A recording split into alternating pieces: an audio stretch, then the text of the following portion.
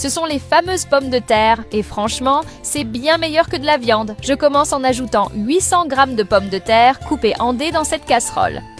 J'ajoute de l'eau chaude, juste assez pour les couvrir.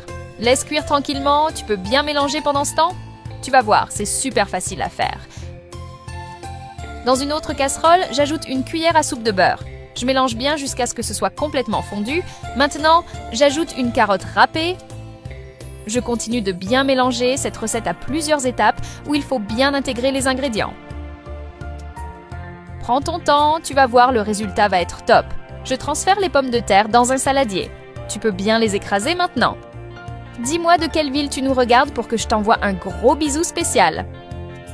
Aujourd'hui, le bisou va pour Léo Dubois de Toulouse. Ça me fait super plaisir de savoir que tu aimes nos recettes.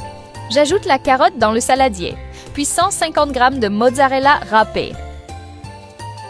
Un peu de persil pour encore plus de goût. Je mélange encore une fois.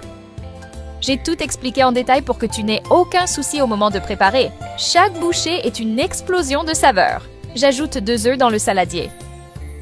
Ensuite, une demi-tasse de yoghurt naturel. J'adore cuisiner avec cet ingrédient, il donne une petite touche en plus. C'est tellement facile que même si tu n'as pas trop l'habitude en cuisine, tu vas y arriver tranquille. Maintenant, 3 cuillères à soupe de farine de blé. Encore un bon coup de mélange sans se presser. En plus d'être délicieux, visuellement c'est super joli. C'est une recette parfaite pour impressionner quand tu as du monde à la maison. Retour aux pommes de terre, prends des portions et forme des petits ronds. La taille, c'est toi qui vois. Regarde comme c'est joli déjà, c'est parfait comme ça. Tous les ingrédients qu'on a choisis sont pleins de goût et bons pour la santé. Maintenant, je plonge chaque morceau dans le saladier avec notre mélange.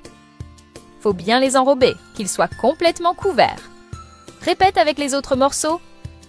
C'est une recette parfaite pour les jours chargés et cette façon de faire a été pensée pour ceux qui ont peu de temps pour cuisiner. Ensuite, on fait frire tous les morceaux dans une casserole avec de l'huile. Je l'ai faite hier pour mes potes, ils ont tellement aimé qu'ils m'ont supplié de vous montrer comment faire. Le gros plus, c'est que ça se fait rapidement avec peu d'ingrédients. Quand tu vois que ça commence à dorer, tu peux retourner pour cuire l'autre côté. Cette recette, elle plaît à tout le monde, aucun doute là-dessus.